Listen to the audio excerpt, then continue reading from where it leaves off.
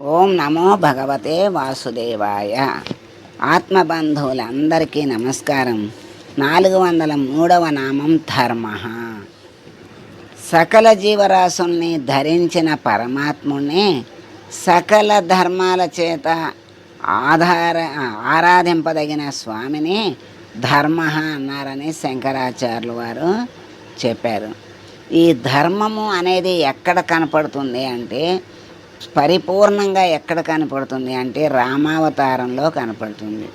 ఆ రాముణ్ణి రామో విగ్రహవాన్ ధర్మ అన్నారు. అంటే ధర్మం అంటే మూర్తీభవించిన రాముని స్వరూపం అని చక్కగా చెప్పారు వాల్మీకి.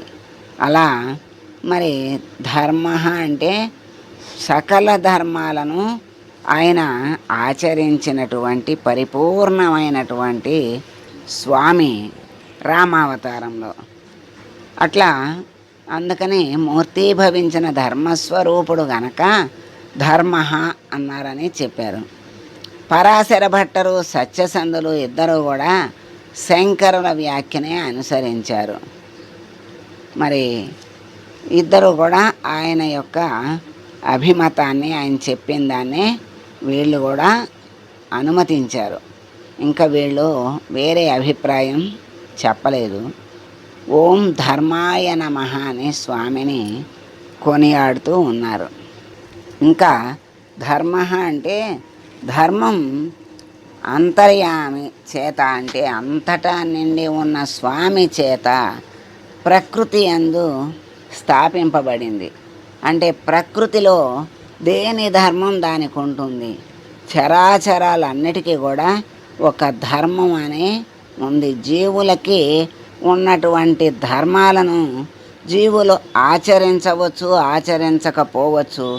ఆచరిస్తే ఆచరించిన ఫలాన్ని, పుణ్యఫలాన్ని, ఆచరించకపోతే పాప ఫలాన్ని వాళ్ళు అనుభవించటానికే అనేక జన్మలు ఎత్తుతూ ఉంటారు. మరి ఈ ప్రకృతికి ఉన్నటువంటి ధర్మాలను, పరమాత్మ ప్రసాదించినటువంటి ధర్మాలను చక్కగా అది ధర్మం తప్పకుండా, నియమం తప్పకుండా అనుసరిస్తూ ఉంటుంది. కాలానికి మరి ఈ 3 కాలాలు, 6 ఋతువులు, మరి ఇవన్నీ కూడా ఆ ఋతువుల సమయాన్ని బట్టి అన్నీ జరుగుతూ ఉంటాయి. చెట్లు ఉన్నాయి, విత్తనం వేస్తే అది మొలకగా రావటము, పెరగటము, ఫలాన్ని ఇవ్వటము అనేది దాని ధర్మం. అలా ప్రకృతి కాలం గమనంలో ఎప్పుడూ ఒకటిగానే ఉంటుంది. కాలం మారింది అని మనుషులు మారి కాలం మారింది అనుకుంటారు, కానీ కాలం ఎప్పుడూ మారదు, ఒక్కటిగానే ఉంటుంది. ఈ ప్రకృతిలో మరి వాటికి ఉన్నటువంటి చెట్లను కొట్టేస్తే చిగిర్చే ధర్మం ఉంది. మరి కొండలు తవ్వితే అవి కూడా పెరుగుతాయి, మనకు తెలియదు. కానీ అలాగే భూమిని తవ్వితే నిదానంగా మళ్ళీ పూడుతూ ఉంటుంది. ఇలాంటివి ఎన్నో ధర్మాలు భూముల్లో ఉన్నాయి, గనులు, సముద్రాల్లో ఉన్నాయి నిధులు.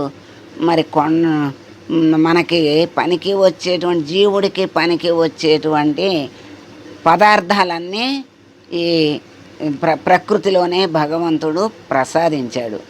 అవన్నీ వాటి ధర్మాన్ని నిర్వర్తిస్తూనే ఉంటాయి. జీవుడు మాత్రం చెప్పిన ధర్మాన్ని, నియమించిన ధర్మాన్ని అనుసరించక అధోగతి పాలు అవుతాడు. అనుసరిస్తే ఊర్ధ్వగతికి వెళతాడు. అటువంటి మరి జీవుల అటువంటి ధర్మముని అంతటా వ్యాపింపజేసి అంతటా నిండి ఆ ధర్మాన్ని విలసిల్ల చేసేటువంటి పరమాత్మ గనక ఆయనకి ధర్మ అనే పేరు వచ్చింది. అది మనకి పరమాత్మను వేడుకుంటూ, ధర్మ నామి అయినటువంటి పరమాత్మని మనం వేడుకుంటూ, స్వామి మాకు ధర్మాన్ని అనుసరించగలిగేటువంటి శక్తి సామర్థ్యాలను మాకు ప్రసాదించి, మమ్మల్ని అనుగ్రహించి, జ్ఞాన మార్గంలో నడిపి నీ దరికి చేర్చుకో స్వామి అని వేడుకుంటూ మంగళం పాడదాం.